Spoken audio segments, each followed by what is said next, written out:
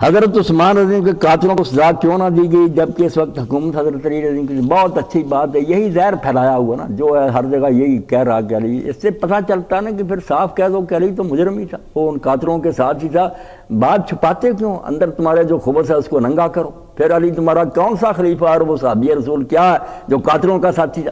تو بات کیا تھی؟ حضرت عثمان رضی اللہ عنہ کے قاتل جو تھے نا، ان کے بارے میں مسئلہ بہت پیچیدہ تھا۔ لوگ تو بیٹھے نا جیسے قاتل ہے سامنے مار دو اس کو، قاتل ایک نہیں تھا، وہ بغاوت ہوئی تھی۔ ہر علاقے میں لاکھوں لوگ تھے جو کھڑے ہو گئے تھے، بصرہ بھرا ہوا تھا، کوفہ، مصر، شام، سارے تو حضرت عثمان کے خلاف اٹھ کھڑے ہوئے تھے۔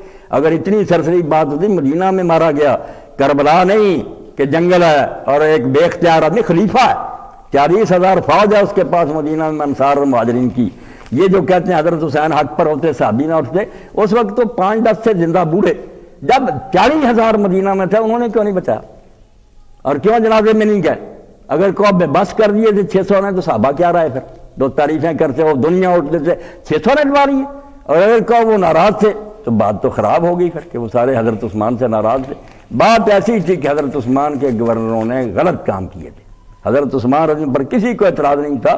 وہ گھیرنے والے بھی آپ خدا کے لیے پتہ کریں بہت بڑے صحابی ہیں، کوئی مفسد نہیں تھے، شرابی، وہ بیت رضوان والے تھے۔ میں اگر حدیث کی کتابیں اور سیرت کی نہ دیکھتا، اسی چکر میں پڑے رہتے کہ شرارتی آ گئے، شرارتی نہیں تھے۔ عبد الرحمن بن عدیس رضی اللہ تعالیٰ عنہ خود بیت رضوان میں شریک تھے، جو مصر کو اکٹھا کر کے لائے تھے۔ جنہوں نے ممبر سے حضرت عثمان رضی اللہ عنہ کو اتارا اور چھڑی توڑی تھی، وہ حضرت جہدہ غفاری تھے، وہ بھی بیت رضوان میں شریک تھے، کوئی شرارتی نہیں تھے، اور نہ ان کی کوئی بات غلط تھی، ساری امت ان کے ساتھ تھی۔ تبھی اسی صحابہ اور انصار نے کوئی مدد نہیں کی، وہ کہ بات ٹھیک کرتے کہ کیوں آپ نے حضرت ابوبکر عمر کے زمانے کے لوگ ہٹائے، یہ کیوں ٹھوکریں مسلط کیے ہیں؟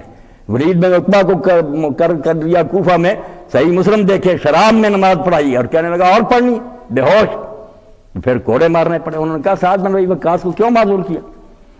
جب حضرت عثمان نے یہ تقریر فرمائی کہ میں نے کنواں خرید کر دیا، میں نے مسجد میں، اب آگے جو انہوں نے کہا صحابی تھے وہ کوئی نہیں بیان کرتا۔ انہوں نے کب کہا کہ آپ نے یہ چیزیں نہیں کی؟ جواب میں انہوں نے کہا ہم مانتے ہیں کہ یہ سب کچھ آپ نے کیا ہے، مگر اس کا یہ معنی تھوڑی تھا کہ آپ حکومت کا نظام ان چھوکروں کے حوالے کر دیں۔ وہ پرانے صحابی کیوں ہٹائے؟ صرف ایک بات پر وہ ہوتے تھے کہ وہی لگاؤ جو ابوبکر، نہ کوئی سبائی، نہ کوئی شرارتی، کچھ نہیں تھا، اسی لیے لوگوں نے آپ کی مدد نہ کی۔ اور قاتل جو تھے، جب بغاوت ہوتی نا بیٹا، اب شریعت میں 2 مسئلے، یہ باغی بغاوت کے زمانے میں قتل کر دے، مال لوٹ لے، برباد کر دے، بغاوت چھوڑ دینے کے بعد جب وہ سرنڈر کر دے اس کے خلاف کوئی کیس نہیں ہوتا۔ مگر اس مسئلے کو علی سمجھتا تھا، لوگوں کو کیا سمجھائے؟ لوگوں کو تو یہ قتل ہو گیا، قتل عام بندہ کرے کسی کو، میں آپ کو ماروں، قصاص ہے۔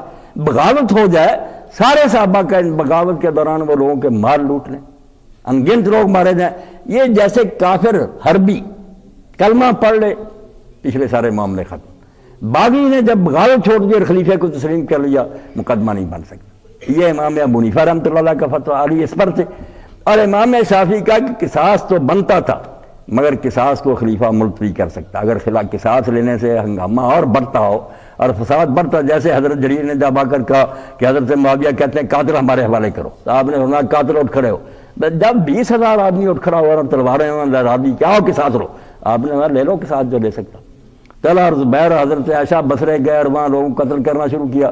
جب اصل قاتل آیا جو سرگنا تھا، ذوالخویسرہ صحابی تھا، وہ بھی یہ ٹھنڈے ہو گئے، ان کا قبیلہ آ گیا مقابلے میں، کیا ہو قصاص لو۔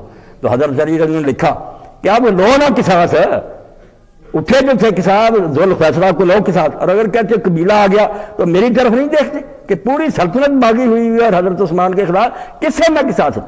تو لوگ اگر صحیح حالات کو پڑھیں اور اماموں کی کتابیں اور فقہ بھی پتہ چلے کہ وہ سرسری معاملہ نہیں تھا، کوئی قتل ہو گیا، قاتل سامنے تو دے دو ان کو قصاص کے لیے، وہ بغاوت ہوئی تھی۔ بغاوت کا قانون پہلے پڑھ لیں کہ باغیوں سے قصاص لیا جاتا۔ اس طرح تو اگر باغی یہ سمجھے کہ ہماری جان ہی نہیں حکومت چھوڑے گی، وہ کیوں ہتھیار ڈالیں گے؟ مر جائیں گے، مانیں گے نہیں۔ ان کے لیے یہی کافی ہے کہ کافر جو ہے اسلام لے آئے، پچھلے جرم معاف، باغی بغاوت چھوڑ دے، حکومت کو تسلیم کر دے، کوئی کیس اس کے خلاف پٹ اپ نہیں ہوتا۔ یہ حدیث اور فقہ کتابیں پڑھاؤں گا، جب آپ تفصیل سے سمجھیں گے۔ یہ شوشے جو چھوڑے ہوئے ہیں نا، یہ زہر دماغوں سے نکالیں خدا کے لیے۔